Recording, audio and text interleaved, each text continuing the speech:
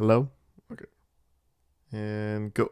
Welcome back to the channel, everybody. My name is Anthony Salick. All right, we're going to skip the intro. We got 2 episodes to cover, one Miss Marvel, one Obi-Wan Kenobi. I'm going to be doing Miss Marvel first just to get it out of the way because I'm going to be spending a lot of time on Obi-Wan. So, Miss Marvel, episode 3, first thing I saw. All right, so the episode, again, it takes play.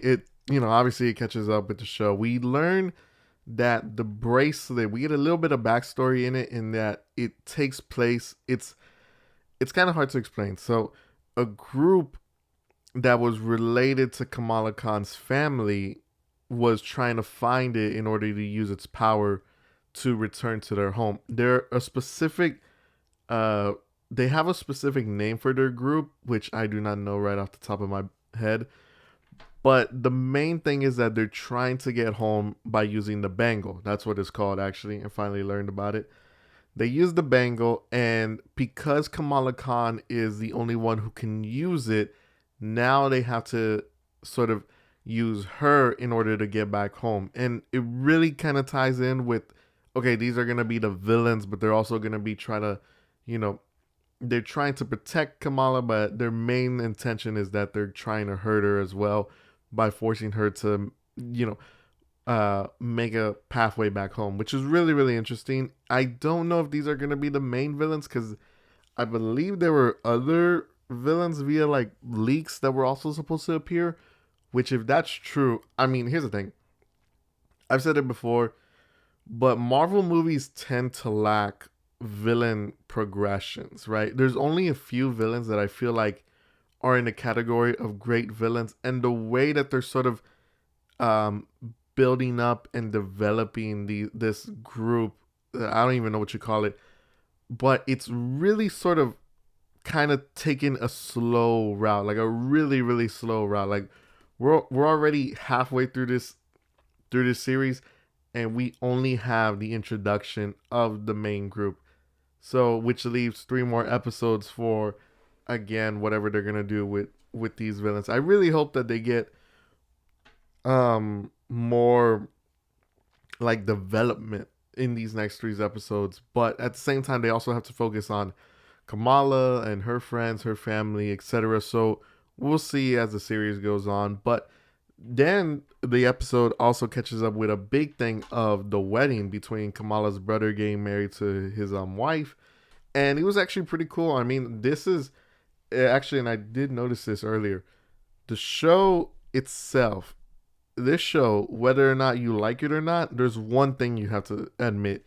This show is willing to go like the full on diverse when it comes to the culture that it's tackling. I mean, they're talking about, you know, things about religion and their traditions and their whole culture, the way, like, you definitely get so much of it throughout these past 3 episodes. And in this episode specifically, I feel like you really got a whole lot of it, which is really, really cool. Like, not like, you can also admit, not a lot of uh DC projects, and I would even go as far as to say not a whole lot of MCU projects even tackle this kind of culture based thing. I mean, the only ones that I can really think of is like Black Panther, Shang-Chi is probably one of the other ones. DC wise, I mean, I'm trying to think of like what else does DC tackle like culture or religious wise. I can't really think about it, but I don't think DC has produced that enough movies on diverse characters. Maybe in the future, but even Marvel doesn't handle this much diversity as it should, and like when it comes to the characters that they're tackling on, right?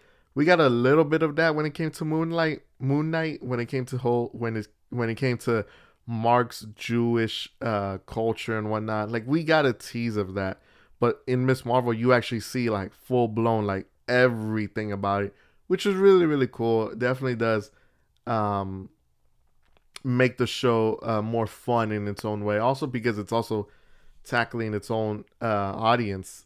For those of you who didn't know, the Miss Marvel premiere was actually the lowest least seen review, or the lowest premiere. I believe like under a million viewers saw it. So it's not necessarily for everyone, but it's great for everyone to see if they want to see it. Again, it's a little bit confusing. There was a cool fight scene that took place in the wedding, which involved Kamala uh, fighting like the group that was after her, from what I said in the beginning, and it really is well done. I mean, there's not a whole lot that you can really do when it comes. It's not like she can go, flying and then taking on a whole group of thugs by herself. Like, no, she has to sort of have a small group because that's what definitely, like, it builds her up. You feel me? So it was really, really enjoyable. Not much else to say. I enjoyed it overall. I hope that these next episodes really sort of give us the bigger picture, because again, it's slowly building up whatever it's going to be. Hopefully we find out. But that is it. I'm going to give this episode 8 out of 10. Loved it. I mean, not loved it. I liked it. But, when compared to Obi-Wan, which we're about to get to, it is still a good episode. But with that said, thank you guys so much for listening. And now let's move on to Obi-Wan. All right, y'all. Let's get into Obi-Wan. All right, this is where I'm gonna go full on fanboy out. So I'm sorry in advance, but I literally just finished watching this episode like 20 minutes ago, so it's still fresh. It was the last thing that I saw. Obi-Wan Kenobi. Okay, so this finale, man, oh man, was this like such a like I don't even know, man. Literally, and I went on social media too to see the general reactions out of it, and everyone loves it. I love it. Such a good episode. Okay, so let's break it down. So the episode picks off right where we left off with Obi-Wan, Leia, and the survivors on a ship as they're escaping from the Empire. And then what ends up happening, Obi-Wan decides that, well, Vader only wants him, so he's going to have to separate himself from the other survivors in order for them to get away and in order for Vader to come and attack Obi-Wan. So that's what he ends up doing. Obi-Wan ends up landing on a strange planet. I believe it doesn't have a name. You know how Star Wars planets are. It's either we know their name and the people that live there, or it's a one-timer, right? So Obi-Wan ends up landing on this planet, and then we get another storyline between Reva and her hunting down Luke while also trying to, she's trying to take down Uncle Owen and Aunt Blue. I forgot the name. I'm so excited. Okay. So she's basically trying to hunt Luke down as this whole thing is going on. Then it's basically a back and forth between the Reva stuff and the Obi-Wan stuff. The Obi-Wan stuff, man, y'all don't understand what I'm trying to say. Okay, Obi-Wan ends up landing on his planet. Darth Vader ends up telling everybody, yo, I'm gonna go and I'm gonna just handle him on my own. Even the Grand Inquisitor looking salty as hell, bro. I mean, that man's face looked saltier than the ocean. So he goes in, and Obi-Wan and Darth Vader encounter each other, right? They're talking about like, Anakin, you know, I know you're still in there or something, and Darth Vader's like, you should have killed me and stuff like that. And then the duel starts. Oh my god. They were not lying when they said rematch of the century. Because let me tell y'all, I gotta be honest. I just saw this like 20 minutes ago. And I'm going to say it. This is the best duel in all of Star Wars history. I kid you not. To me, this is the best duel in all of Star Wars history. It's better than Luke versus Vader, the end of episode 6. Better than Obi-Wan and Anakin, episode 3. Better than Ahsoka and Maul in season 7 of Clone Wars. Better than who else? Better than Rey and Kylo Ren versus who was it? God, who were those red guys in episode 8 after they killed Snoke? It's better than all of that. This duel, hands down, is the greatest Star Wars battle I have ever seen in my life. I felt like a kid. I felt like a fanboy. I felt like a grown up watching this fight. It's like I can't even describe to you what they end up doing because it's like it's so like obviously they're gonna be dueling their lightsabers as well, right? You're gonna have that, and then you're gonna have a bunch of talking in between that, and then you're gonna have like cool tactics. But what they do in this episode, like you see Obi-Wan, and like here's the thing, it maybe may not make chronological or timeline sense because at this point, shouldn't Obi-Wan be weakened? I mean, it kind of doesn't make sense because Obi-Wan himself hasn't been training as a Jedi for over what, like 10 years? So you would kind of expect him to be weaker, but that kind of gets explained in episode 3 when we see him almost getting burnt by Vader. But actually, give me a second real quick. Okay, sorry about that. I had to cut my footage. But it's it's such a classic lightsaber battle between the two, but it also adds more. For example, like you have Obi-Wan out of freaking nowhere, like just force handling like 100 rocks and just throwing them at Darth Vader to the point where, when it comes to Darth Vader, we always see him like win no matter what. He usually never struggles when it comes to a battle. When you're talking about like the movies, when you're talking about the video games as well, like Fallen Order, when you see Darth Vader, you never really see him vulnerable. I think maybe the closest examples were probably like episode 6, a couple episodes of Rebels where Ahsoka fights him, right? You barely see glimpses. But this episode, man, Darth Vader was getting shitted on. I'm talking like Obi-Wan is like throwing constant rocks at him. Darth Vader suit ends up getting, damaged. And then the final big strike is when Obi-Wan slices a chunk of Vader's helmet off and you get to see Anakin himself. Obviously, it's going to be burnt Anakin because, timeline wise. But man, that exchange between Obi-Wan and Anakin Skywalker, because it isn't Vader, it's Anakin, it was just so clean. They were talking about like how Obi-Wan's like, he's telling Anakin, I'm sorry that this happened to you, and I'm sorry that, that you died. And then Anakin gives one of the greatest lines I'm like in all of Star Wars. He says, "You didn't kill Anakin, I did." And it's like, oh my god, that shit. I don't know why. It's just so good. Like they really like. Here's the thing.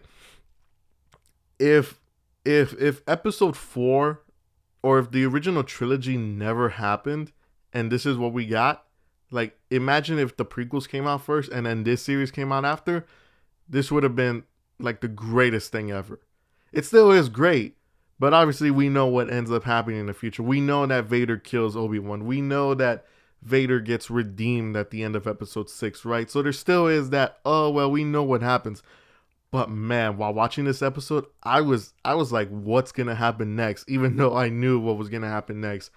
But that duel is so good, and the interactions, and I understand that it might create some controversies between the two, especially since, Vader and Anakin, or I'm sorry, that Vader and Obi-Wan, they encountered each other, but then, 10 years down the road, when we get to episode 4, they're gonna encounter each other again. So it's really left to your own opinion how you feel about it. To me, I love it. Whether or not it makes timeline or whether or not it makes sense in the timeline, I don't care. I'm all for it. So switching from that story, we go to the Reva storyline, and then that one's pretty simple as well. Her whole thing is that she's trying to get Luke in order to kill him, as revenge for Obi-Wan literally getting her stabbed. She's gotten stabbed twice, I believe, and she's still kicking it. Like, but we actually do see her being vulnerable. It was a nice fight. Definitely, again, it gives more character to Luke's uncle and aunt, which is really, really nice because, of course, in episode 4, we see what ends up happening to them. But it's nice to see that they actually get more character development as we continue on. And Yeah, so it's really, really cool. We get all of this stuff. At the end, after Obi-Wan ends up defeating Vader, he ends up leaving him there, which I don't understand actually why. That might be the biggest thing that I have against this episode is, okay, if Anakin's dead and Vader's there, wouldn't it make sense to just kill Vader? I don't. There might be that whole thing of like maybe Obi-Wan still has sympathy for Anakin, even though Anakin claims he's not there. But we all know it's still him. Whether or not, I mean, I guess in order to make sense, I don't know. It's just, it's a little bit like, how could you leave Vader there to die or Vader there at all if his chances are coming back are really, really strong? So Obi-Wan ends up going back to Tatooine. He ends up encountering Reva, and then Reva ends up ultimately not killing Luke, but instead Luke ends up passing out and pretty much has no. I'm pretty sure he's not gonna have any memories of this encounter, especially since in Episode 4, when Obi-Wan shows Luke the lightsaber of his father's, that was actually Luke's first time seeing a lightsaber, and so they actually did a good job on this episode in which Luke actually becomes unconscious before he sees Reva's lightsaber. So he never sees a lightsaber. And he doesn't really see Reva at all because he's mostly unconscious. But it's a good ending. Reva ends up redeeming herself, pretty much not becoming Vader, but instead allowing herself to be free and to have peace, especially with her youngling friends. So it's a nice storyline. Was it necessary? I don't think so. I'm gonna have to watch the series again, like all at once. But Reva's whole thing was that she was a part of the Inquisitors who wanted to hunt Obi-Wan down because of what Anakin did. And then instead of hunting Obi-Wan, she tries to get Darth Vader. And then when that doesn't happen, she goes for Luke. Her storyline isn't perfect, but I can understand what they were trying to do. And while I don't know if we're going to see Reva again, I'm okay with this ending. I'm not saying that it was great. I'm not saying her storyline was great. I'm just saying it's okay. It's fine. I can handle it. Whenever I rewatch this series in the future, I'm going to be okay with it. So that's my opinion on it. The episode finally ends with Obi-Wan, or well, there's a couple of things. First one, we have Darth Vader, and then we actually get a cameo from the Emperor Palpatine himself, and man, that, like, I don't know, just seeing all these old characters and like it's nostalgia. That's what this whole series was. It was nostalgia from seeing Obi-Wan to Vader to Anakin to, you know, all these characters. It was really, really cool. But seeing the Emperor and him being like, "Hey, I hope you know that Obi-Wan, you know, you better not be attached to him. You better stick to your dark side stuff." And it was really, really cool to see the Emperor. Love that. And then we skip forward in which Obi-Wan goes to Alderaan to see Leia, and then Leia's like, you know, thanking him and whatever. Of course, we know that she knows him by the time Episode 4 comes, so that sort of makes sense. And I don't know if they were necessarily teasing more adventures. I doubt it, but there could be something in there to where you maybe could see like a future season 2 or whatnot. It's a little bit tricky to say. So let me see. Okay, so then we cut to Obi-Wan visiting Owen, and then Owen's like, "Would you like to meet Luke?" He says yes, and then we get the iconic line of "Hello there," and man, that's so. Again, it's just they know that we have a bunch of nostalgia for the prequels and the original trilogy and Clone Wars stuff. Like, it's really, really good. Like, it's like, I never really noticed it, but they do justice for the sequels, prequels, or I'm sorry, the original, the prequels, and Clone Wars. I mean, we get a whole bunch of it. So if you're a big fan of it, you're obviously going to get a whole lot of stuff in it. I loved it. Then the final one, we get Obi-Wan riding away into the mountains where I believe he ends up living in where we see him at the end of or during episode 4, and we get to see the one and only Qui-Gon Jinn, played by Liam Neeson himself, dude. Qui-Gon Jinn is one of my favorite Jedis. I don't know why. He is such a cool Jedi. And seeing him actually like there as a Force ghost, I thought we were going to get him during the Obi-Wan and Darth Vader battle, but I guess, him showing up at the finale makes sense. Again, it could be teasing a season 2 with Obi-Wan and Qui-Gon. We'll see, but I loved it. It was such a great finale. I loved it. Every single, from the music to the battles to especially the characters. And yeah, I mean, listen, say what you want about the series, say what you want about Disney and their whole impact on Star Wars. If you just see this episode by yourself, or if you just see this episode alone by itself, you're gonna have some sort of nostalgia from watching this. And I think that that's incredibly well done. But also the fact that we get to see so much more when it comes to the fights and the dialogues and the interactions.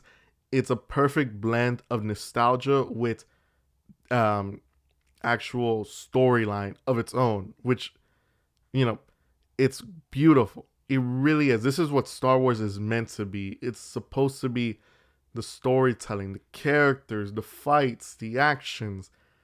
It's Obi-Wan, and mainly the finale captures the beauty of Star Wars. And I think that while it doesn't 100% redeem Disney's impact on Star Wars, it does somewhat majority fix what has happened. Like, a lot of people complain about, episode 8, episode 9.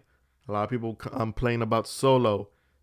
Those are somewhat failures. But Obi-Wan does help show that there is hope for the future of Star Wars and for the future of what's going to be coming along for some of these characters. But with that said, I want to give this a 10. But I feel like that's a little bit too much, so I'm just going to give it a 9.5 out of 10. Absolutely loved it. It was perfect on its own. It's a perfect ending for me. I didn't feel like it was rushed. It took its time. It was great. Loved every single second of it. This episode alone just makes up for the whole series. But it was great, enjoyable. Look forward to more. But with that said, guys, that is going to be wrapping up our Obi-Wan. God, it's been 5 weeks already, and we're already done with the show. Oh, man. Well, at least we're going to have what? What's the next Star Wars show? Andor, right? Which is going to be 12 episodes. Woo, that's going to be a lot. Okay, guys. But that's for next time. So thank you guys so much for watching for my Obi-Wan series review.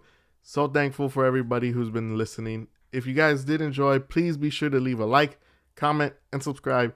And until next time, my name is Anthony Salick, and I will see you all later. Peace.